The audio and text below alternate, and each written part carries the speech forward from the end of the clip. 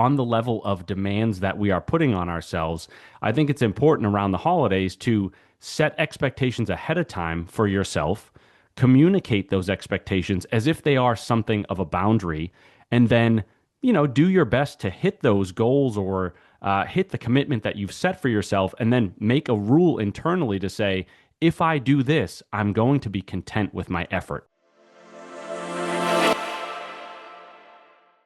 My guest today is Brian Sachetta, author, blogger, and software developer. Brian is the author of Get Out of Your Head, Volumes 1 and 2, which explore the parallels between computer systems and the human mind, and give readers practical strategies for overcoming anxiety and depression. In this episode, we discuss tips and perspectives for managing stress around the holidays.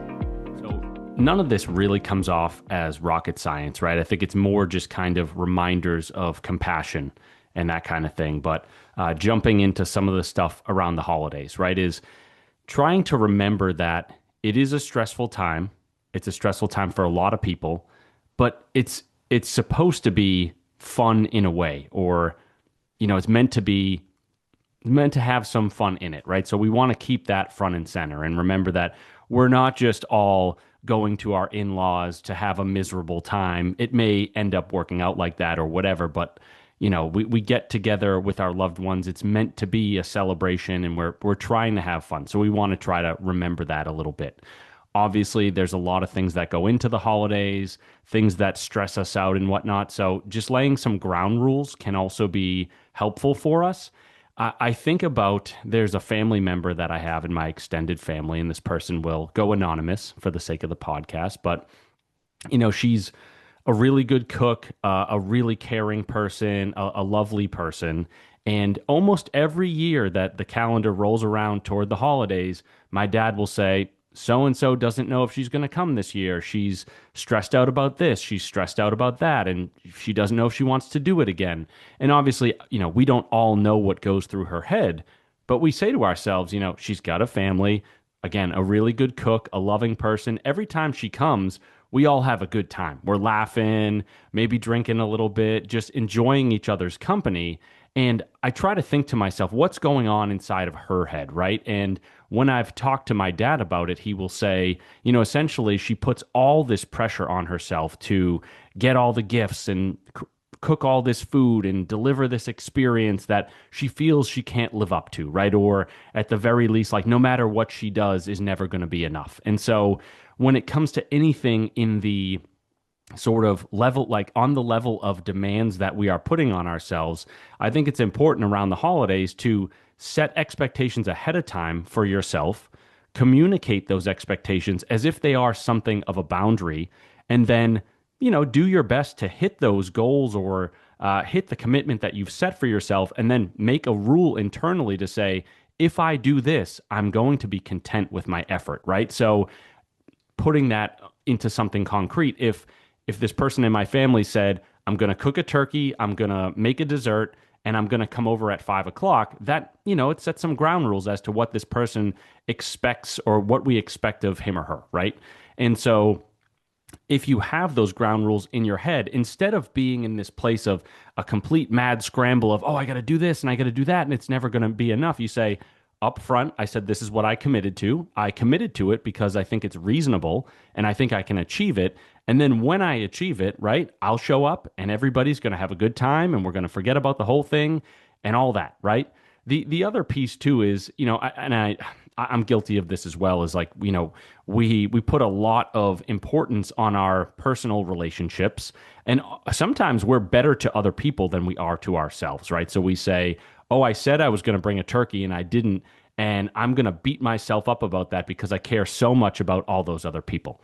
Now, I'm not saying that we should be rude or we should be insert, any pejorative term here or whatever. Obviously, we still want to care about our loved ones, but also remember to give yourself some grace. If the turkey burns, if the dessert doesn't come in on time, those people, people in your family, your friends, whatever, they're not going to really think anything differently of you. So do your best, set those boundaries. And if you come up a little bit short, just say, hey, you know what? I'm going to give myself some grace. It's the holidays. I'm going to go over to that party.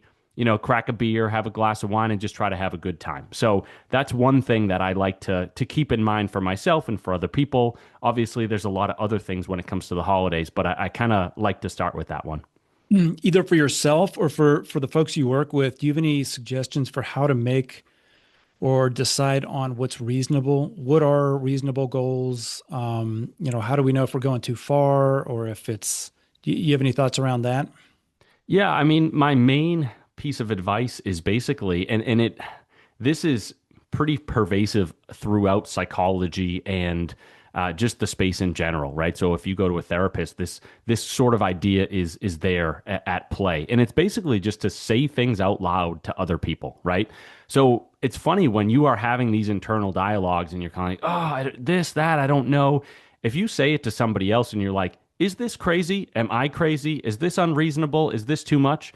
Bounce it off a few people and they'll tell you, right? Especially people that you trust. So I feel as though, I forget who it is, but I want to say maybe Jordan Peterson tends to say that like our social relationships are something of like, bumpers on a bowling alley, right? They sort of keep us in line in the sense that we say things to other people, we run things by other people, and they'll kind of let us know if we're out of line, right? So obviously, if you talk to one person, maybe the sample size is too small where they'll be too nice to you and they'll say something that isn't totally accurate. But you talk to a few people and you'll get a good idea as to what is reasonable.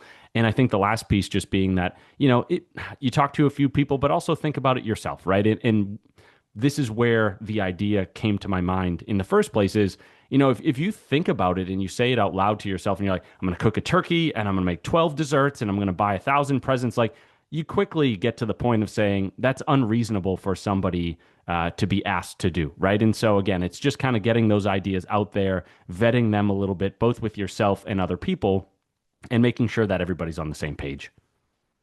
I was reading one of your blogs about some of the anxieties that come up around the end of the year and why holidays are anxiety provoking. What are some different reasons? Because probably everybody goes into that season with their own self doubts or insecurities. Do you want to touch on any of those? Yeah, I guess I'm going to lead the question or the answer slightly differently just because in regards to the stress and the anxiety of the holidays, I think we touched upon that a little bit already in terms of, okay, what am I bringing to the party? What is being asked of me? Obviously, on top of that, it's what conversations are going to be had during these parties. Who am I going to hang out with that I don't necessarily want to hang out with? So just to put a little bit of a coda on that discussion, I would say, again, going back to the idea of trying to, keep it light, keep it fun. Remember the fact that like you're having conversations with people who want you there, or most of the people will want you there, right? And these are supposed to be joyous times. And so I know it's not always easy, and sometimes you get baited into conversations that you don't want to have. But let's just say you go to a party and somebody says, "Oh, what do you think about, the president or this policy or whatever?" If a divisive topic comes up, just do your best to say, make a little bit of a joke of it, or kind of let it pass you by and move on to something else. Say, hey, did you hear about the baseball game or, the TV show or whatever, right? We don't want to get dragged down into those divisive topics that unfortunately are the subject of a lot of social media discussions, right? When people say, oh, here we go, another holiday. I got to go listen to grandpa get mad about XYZ president, senator, whatever, like nobody wants to be a part of those discussions. So definitely try to keep it fun, keep it light if you can. And again, like, hey, maybe, obviously different people come into this podcast, different podcasts in different places. So if you have a substance abuse order, this is not, disorder, this is not me saying, hey, lean into that. But if you're a little nervous, you're stressed out, whatever, and you do okay with alcohol or something similar, hey, maybe indulge in a drink or a glass of wine or whatever it is. That might not be the end of the world. Kind of going on to the other part of the discussion, or when I said like maybe lead the conversation in a slightly different way, I think about, okay, so there's the stress of the holidays, but there's also the sadness of the holidays, right? These are really important times. We're meant to get together with our loved ones. And, unfortunately for a lot of folks, like their loved ones might not be there, right? Maybe they were in a relationship, that relationship ended. Maybe a loved one, a parent, a spouse, a brother, a sibling, whatever, passed away, right? And the holidays, which are now supposed to be these joyous times, become these harrowing reminders of our losses. And so, again, this is where I say it's not rocket science. It's more just like a practice in compassion, which is to say, like, go easy on yourself during these times, right? There's going to be reminders of your losses and the difficult and scary things, and just do your best to manage them in the sense of, okay, as an example, right? The Christmas music comes on and it's all about love and being together and romance and whatnot. If you just got dumped, maybe take a break from that kind of music, right? Take a step outside. If you're listening to it on the radio, change the station. Just try to be mindful of that sort of thing and the fact that what goes on around you can really heighten those negative emotions. So that's certainly an important one during this time of the year. I guess going off of that same kind of dialogue, right, is remember that like during this difficult time of the year, like it is okay to not be okay. These are really emotionally charged times, and I mean that in the sense of the holidays themselves. Again, there's those feelings of love and loss and joy and family togetherness. If you feel as though you don't have that togetherness or that romance or whatever it is, remember that's okay, right? And also remember that as difficult as it is to get through a period like the holidays, when you're going through something like that, remember that they are going to end, right? So in that meantime, try to find some healthy distractions, whether that means, going to the gym a little bit more, reading a book that's, something, a book that you enjoy, watching a TV show, doing something like making, carving out some me time or you time, if you will. Just trying to make sure that you're not just plowing straight forward into all these negative emotions. Set some time aside to relax, recharge, reset those emotions, that kind of thing. And then I guess finally on this one would be, remember that like there's other people out there, probably some of your friends, if you're listening, right, that are going to find themselves in similar boats to you during this time of the year. And it's not that we want people necessarily to be in that boat, but if they are, reach out to them, right? Find something of a grieving buddy. Misery does love company. And so if you can find that friend that you can text and even in a way just blow off a little steam and say, here we go. Like, I got to go through this crappy, holiday celebration and my girlfriend just broke up with me or whatever, right? If that person's going through something similar, then you can kind of commiserate and that can help get you through. So it's really just about remembering that this period of time, it can be really, really difficult, but it is a period of time, right? It's not the entire year. It's, about a month. And so remind yourself that that period of time is going to end, and to help hasten that time or to even enjoy it a little bit more, carve out some of that you time, that me time, some of those enjoyable activities. So set some reasonable goals, reasonable boundaries, go easy on yourself, maybe find someone else or talk to someone else who might be feeling the same way, and just kind of bring it down a little bit and take care of yourself is what I hear you saying. Yeah, again, nothing too crazy, no rocket science or anything like that, but really just that compassion, having compassion for yourself and other folks that are going through it. And if you're having a great time during the holidays, but somebody else isn't, try to bring them in, right? Bring them into the joy that you're having. Try to let them know that they're welcome there. You want them to have a good time, and even if they're going through something difficult, like show them that the holidays can be a time to kind of let it all go and just relax and enjoy a little bit. One of the interesting points that you made in that blog post that I noticed as well, it really caught my eye, is that at the end of the year, we measure what we've done and what we haven't done. We're aware of the passage of time.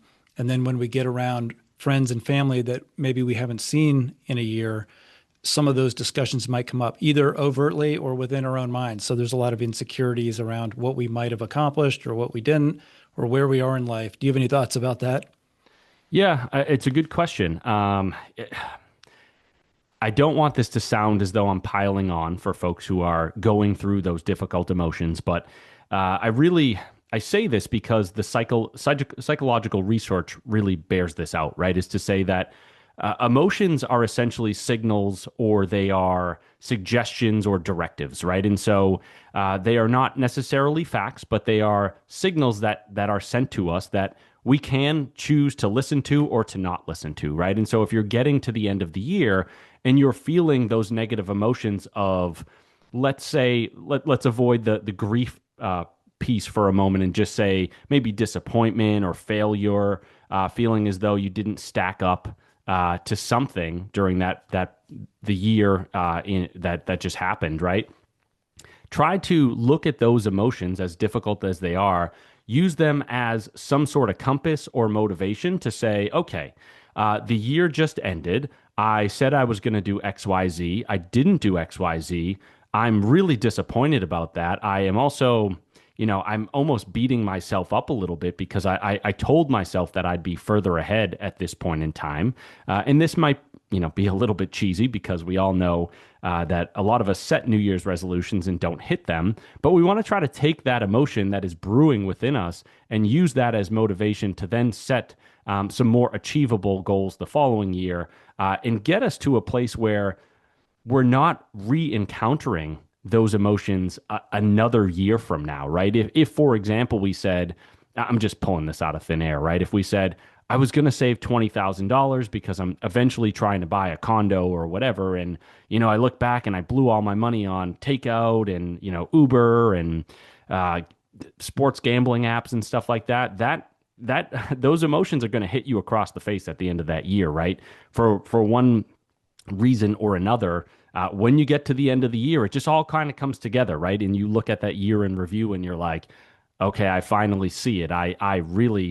I did not hit that goal that I set for myself. In fact, I didn't do well with it at all. And so again, take that emotion of disappointment, of failure, whatever it is, and say, I don't want to feel this next year. And so I'm going to take all that fuel that looks like negativity today and say, this is my reason for putting in more effort next year. So that way I don't feel this same way a year from now. That's how I would put that one. That's really interesting. The way that you phrased that answer, describing emotions as signals, and you were talking about coding and the way that the brain talks to you and the way that the emotions talk to you. I think that's a good segue maybe into the books that you've written and your background in computer science. You've written two books, Get Out of Your Head, book one and book two. We'll come back around to that. But do you want to talk a little bit about what you've observed, given your background in computer science and software? I think you were telling me before I hit the record button, how that translates to the work that you do with your clients and the way that you think about anxiety and stress and depression. Yeah, I appreciate the platform here. What I would say, right, is how I phrase this on a lot of shows is I wouldn't necessarily say that like the brain and the computer are the same exact things or anything like that, or a computer. But what I would say is like anytime that you go and spend a lot of hours every single week for a long period of time on two separate things, you're going to start to see some similarities between the two. And so for me, those two subjects were, mental health, research, writing, all that stuff, and then software development in general. And people will say that there are a lot of parallels between computers and the human mind. And so over time, I started kind of getting to the point of saying, well, if I'm spending 40 hours a week writing software and then I'm going and doing this mental health thing, like, it feels a little bit silly if the two things are totally disparate, right? If I'm essentially going and doing this one thing over here and I get no benefit with that from I can't translate any benefit over to the mental health side and back and forth and whatever, right? So essentially I started looking kind of actively for some of the connections between the two topics, and some of them just emerged naturally. And one of the ones that I like the most that I talk about a lot is, so in software development, there is this thing called state management, right? So when you are writing a software program, you have to essentially capture a lot of data and figure out like the current configuration or state of that data, right? And so an example that I often give is if you're playing, a very basic video game, let's say like Super Mario Brothers or something like that, a game where essentially the character has a few different. Ooh, I'm trying to make the argument without using the word state, right? But so you're playing as Mario, and Mario is running around the screen, and maybe he's in the he has his full health, right? And so essentially what will happen is if he gets hit twice, then he will perish. And you will essentially like have to restart the game, right? So we could say that if you haven't been hit yet, you're in the full health state. And if you get hit once, you're in the half health state. And then if you get hit again, you're in the no health state, right? And so with state management, the idea is that we're trying to capture all of those different states such that we can write our program in a way that when certain inputs come in, we can say, okay, the inputs that came in, do those inputs change the state of my program, right? And then as a result of that, does the program act differently? So I guess the term that I'm trying to get back to here is this thing called the state machine diagram. And so when you are writing a software program, you don't have to do this, but you could do this, right? What can be helpful to make your program more comprehensive is to say, I'm going to sit down and I'm going to list out all the different states into which my program could get.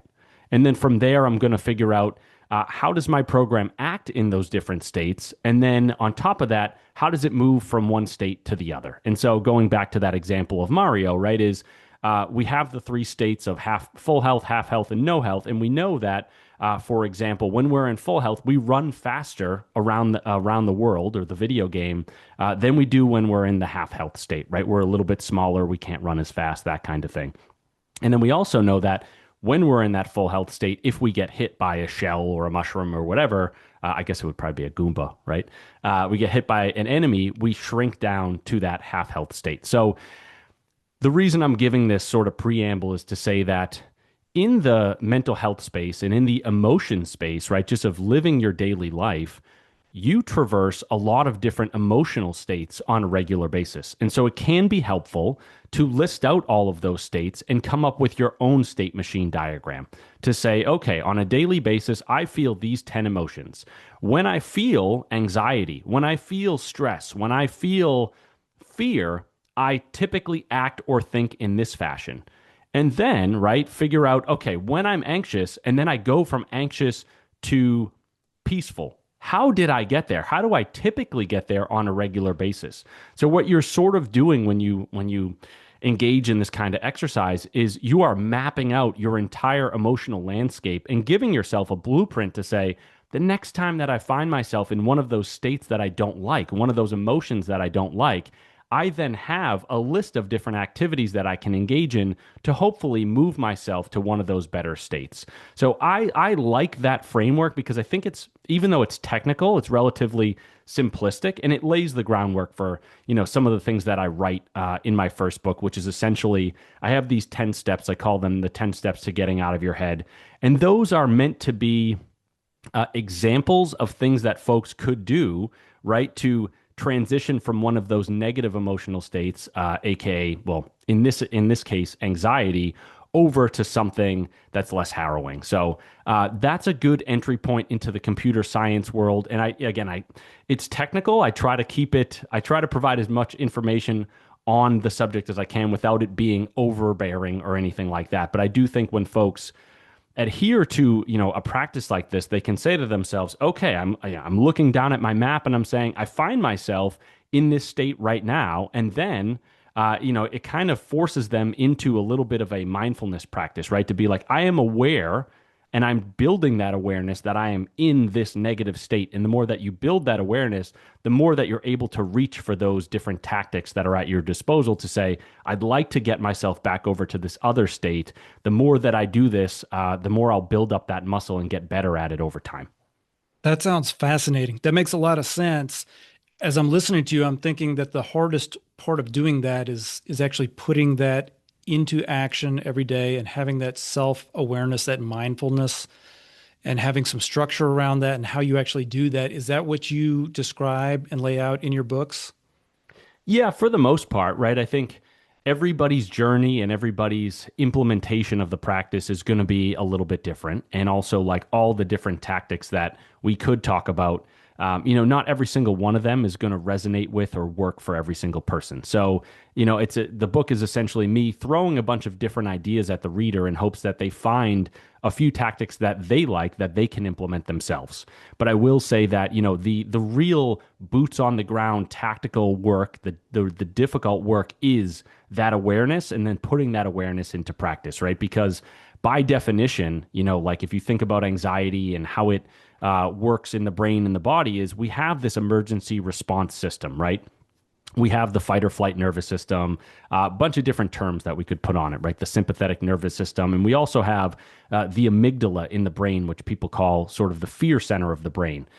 That thing, all of those things are designed for us to say, hey, I've identified some threat in front of me, and now I need to either run from or fight with that threat. And in making that determination, our brains go, laser focus on that thing and say, this is a threat, this is scary.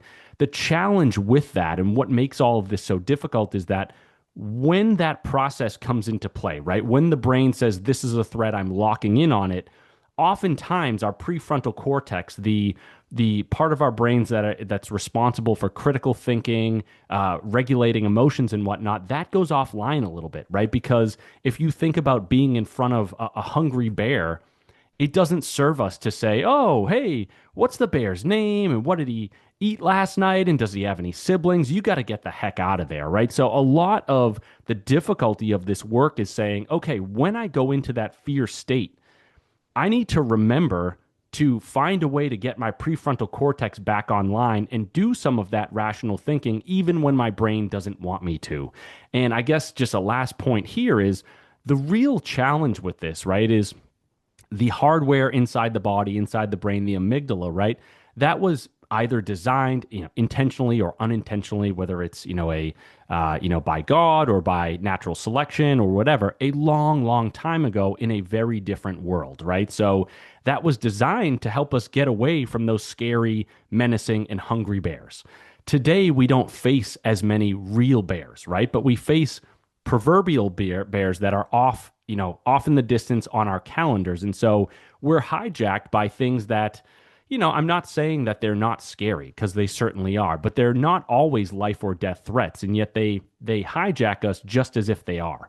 And the real challenge is then we look at our calendars and we think to ourselves and we're like, that proverbial bear that I'm afraid of is a week away, right? So I can't run from it right now. And so that hijacking really becomes problematic because all of a sudden we're thinking to ourselves, I've got 7 days, I've got 3 weeks, I've got 2 months before this scary thing is going to come to pass. And so that's the real, that's kind of in a nutshell, highlighting the importance of having that awareness, being able to stay present, reactivate that prefrontal cortex and say to ourselves, okay, I know my brain thinks there's a bear in front of me right now, but there's actually not. And if I can get that alarm to quiet down by staying aware and implementing some of these tactics I've come up with for myself, I'm going to mitigate that anxiety and then I'm going to feel better. That all makes a lot of sense. It definitely sounds like you're reprogramming your brain. Talk to me a little bit about, if you don't mind, you had said that you had some involvement in mental health, and then you were also doing the computer science bit. How did those two come together? I know you said that you wanted to reconcile them and use them together to complement each other in some way. If you don't mind sharing, what did that path look like for you? Yeah, I think, kind of going back to the earlier answer is it wasn't necessarily a fully methodical thing. It was sort of over time, I started to look at the work I was doing in the software space and look at the work I was doing in the mental health space. And I asked myself, I was like, are there overlaps to be found here? And as I started to see some of them, I started writing about them. And I found, obviously like I'm biased because it's my writing and that kind of thing. But I felt as though it was able to give me like a unique lens and also allowed me to provide different examples that you might not hear in other places, right? And so maybe that means that, some of my writing will appeal more to, folks who are technically inclined or something like that. But I'll bring in through the different blog posts that I've written in the past and some of the books as well, right? Is different examples of, we talked about state management, the state machine diagram, and all of that. I'll take some of these concepts from the software development world and say, let's map it over to mental health and see what insight we can glean from this different subject, if you will. I think for some folks that kind of comes off as a bit refreshing, or at least I would hope that it does. Kind of capping the answer right there. There isn't a perfect harmony. It doesn't always dovetail, that kind of thing. But again, if I'm spending many hours a week in each discipline, I'm actively looking for those overlaps, and then I share them when I can in hopes that they're helpful. So, for listeners who want to learn more about this, talk a little bit about your books, where listeners can find them, and then what other services you offer. Yeah, I appreciate that. So I do have two books. The first one is called Get Out of Your Head, a toolkit for living with and overcoming anxiety. We talked a little bit about it earlier in the podcast, and I will say like the 10 steps to getting out of your head, the state machine diagram, state management, that kind of thing. That's wrapped up in the first book. And then the second book is called Get Out of Your Head Volume 2, Navigating the Abyss of Depression. Like I guess how I would phrase this is both books they're not the same, but they are similar in the sense that the approach is that I tell my own stories of going through episodes of anxiety or episodes of depression and eventually, getting through to the other side of those episodes. And then I talk about the things that I did that were helpful for me. And I don't say that in a boastful way. It's more I say, hey, I learned this thing along the way. I read a journal article. I went to therapy, and my therapist told me about XYZ. And so I start talking about different tactics in the mental health space that can be helpful. And I say, I applied it during one of these episodes, and this was the result that I got. And then I essentially go and find some research about that specific practice or tactic, and I tie it all together and I say, okay, here's the story, here's the tactic, here's what the research says about that tactic, here's how this could be helpful for you, dear reader, that kind of thing. I say the books are similar in the sense that the approach is the same as the one that I just described. And also, like, I look at book one as this is how somebody might manage anxiety, and book two is this is how somebody might manage depression. Same lens, if you will, just different stories, different research, and that kind of thing. Yeah, that sounds like an excellent format. And you also provide coaching services, is that right? Yeah, so I have a coaching practice. If anybody was interested, they could find it through my website. So my website, which is, you'll find other things there as well, my books, my blog, all that kind of stuff. The website is getoutofyourhead.com. In the coaching practice, right, I will put my hand up and say, I'm not a doctor, I'm not a therapist, I am not licensed to treat or diagnose or anything like that. But what I can do, right, is I can take some of the topics that we talk about in my books and in my blogs and that kind of thing, and I can help a coaching client apply those different ideas to their life. And then also, obviously, like in any good coaching practice, we're going to figure out like what are your goals, where are you trying to get to, what's holding you back. Spoiler alert, if you're talking to me, it's probably on the mental health front, something holding you back. And we'll try to get through those blocks together. So, Yeah, I'm certain this is going to resonate with some listeners. It sounds like a great tool. I'm fascinated to learn more about those books. I'm going to check those out and continue reading through your blogs. I can't thank you enough for coming on. I know we're a little squeezed for time, and we just scratched the surface. My brain's spinning, or my head's spinning a little bit because you really got into the details, and it's so interesting. Is there anything else that you wanted to share, or something we might have missed, or I forgot to ask? nothing that we missed. Obviously, I'd be happy to talk for hours about this stuff. As you can tell, I'm passionate about it. But in some, I would kind of just say, like, going back to the holiday piece and also mental health in general, right? Is to folks who are listening, give yourself some grace. Know that these things are very difficult, if not at times seemingly impossibly difficult. But remember that things can get better. They often do. And so it's a difficult time of the year with it being near the holidays. But remember, like, the holidays will pass, the anxiety episodes that you'll get through those. And so it doesn't always happen overnight, but stick to the hopeful messages that you hear online and you get from other people. And if you'd like to reach out to somebody like myself or Andrew, please do that. We're obviously here to help you, and we wish you the best. That's great. Yeah, and I always try to remind myself that everybody else is experiencing this on some level too. So we're not alone in this. Everybody has their own issues that they're working through, and it may manifest in different ways for different people. But all you can do is just sort of work on yourself and be aware that other people are doing the best that they can as well. All right. Well, Brian, thank you so much for coming on. It's been a pleasure talking with you, and I hope to have you back on again at some point if you're interested. I'm going to have to take a look at these books first, so I have a little bit more background, but there's lots to talk about. So thank you very much. Thanks, Andrew. I appreciate it. That's it from us today. As always, you can find more information as well as resources on our website, individualmatters.org. We hope you'll join us at the next podcast, where we'll continue to explore topics around successful living, learning and education, and child development, and share ways to help you live a more positive and fulfilling life. The preceding information is not intended to provide or serve as medical, clinical, or educational advice. Individual Matters is not responsible for the accuracy of guest statements. All information should be validated independently. Please consult with your doctor, mental health provider, attorney, or other appropriate professionals before making any personal decisions for yourself or those in your care.